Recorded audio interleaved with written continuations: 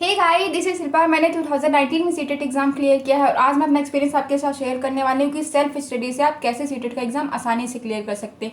यकीन मानिए, बहुत ही आसान है, कोई इसमें बड़ी बात नहीं है। हालांकि बहुत लोगों को कोचिंग की जरूरत होती है, तो अगर आपको ऐसा लगता है कि आपको कोचिंग की नीड है तो डेफिनेटली आप कोचिंग ज्वाइन करें, उसमें कोई गलत बात नहीं है। लेकिन अगर आपको ऐसा लगता है कि सेल्फ स्टडी से आप आसानी से क्लियर कर सकते हैं, आपके अंदर इतना कॉन्फिडेंस है, तो आप बिल्कुल ही उसमें कोई बड़ी बात नहीं है, आप सेल्फ स्टडी से भी क्लियर कर सकते हैं।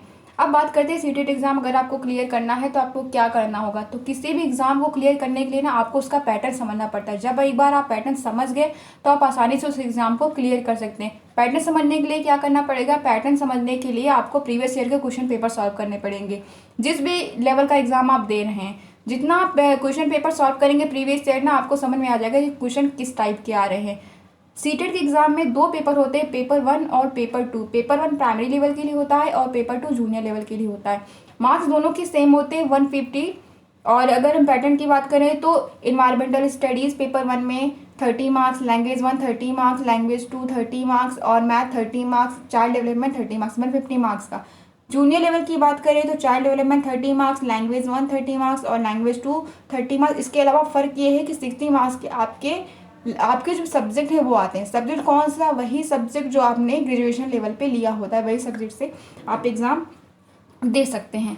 अब अगर मैं इस प्रिपरेशन की बात करूँ कि अगर आप सेल्फ स्टडी करने वाले हैं तो आपको कैसे प्रिपरेशन करनी पड़ेगी इसके लिए, तो मैं सबसे पहले कहूँगी कि आप जब भी प्रिपरेशन स्टार्ट करें तो आप सबसे पहले क्वेश्चन पेपर सॉल्व करें। जितना ज़्यादा आप क्वेश्चन पेपर सॉल्व करेंगे, आपको एग्जाम का पैटर्न समझ में आता जाएगा कि क्वेश्चन कहाँ से होता है। सिलेबस तो बहुत लंबा होता है, पर इतना ज़्यादा हमको पढ़ना नहीं होता है। कुछ ही चीज़ें हमको बार बार रिपीट करनी होती है, बार बार पढ़नी होती हैं।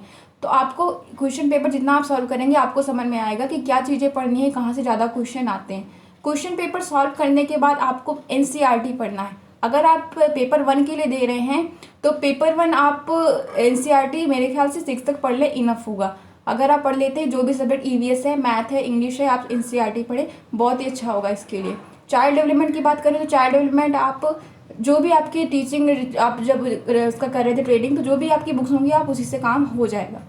अगर मैं मैथ की बात करूँ तो एनसीईआरटी से हो जाएगा। और जूनियर लेवल की बात करें, जूनियर लेवल में भी एनसीईआरटी 6 to 8 इनफ है। अगर आप जूनियर लेवल में 6 to 8 एनसीईआरटी, आपका जो भी सब्जेक्ट आप पढ़ लेते that is enough. Child development में टीचिंग जो भी आपकी ट्रेनिंग थी वो भी आप पढ़ लेते तो that is enough.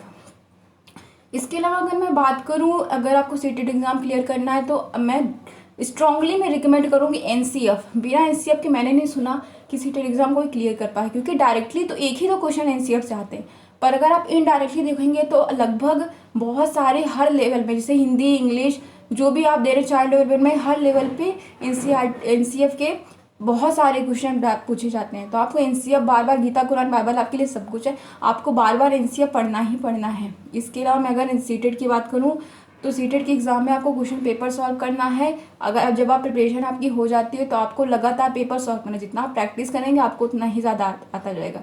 Bonus tip की मैं बात करूँ तो बोनस टिप में आपको इन, अगर आपको किसी भी क्वेश्चन में आपको डाउट हो रहा है वहाँ पे, तो आप कभी भी नेगेटिव क्वेश्चन मत टिक करिए, क्योंकि एग्जामिनर आपके अंदर पॉजिटिव माइंड देखना चाहता है। जब टीचर पॉजिटिव माइंड का नहीं होगा तो फिर बच्चे क्या करेंगे। तो फिर सबसे पहले आपको पॉजिटिव एटीट्यूड रखना है। आपको हमेशा पॉजिटिव क्वेश्चन, जो आपका पॉजिटिव ऑप्शन है उसी पे ही टिक करना है। कभी भी नेगेटिव क्वेश्चन पे टिक मत करिए। मान लो बच्चों को मारना, कुछ भी डांटना, ऐसी किसी भी चीज़ों पे टिक मत करिए, आपका आंसर हमेशा सही होगा। आई थिंक ये आपके लिए हेल्पफुल होगा। Thank you so much, all the very best.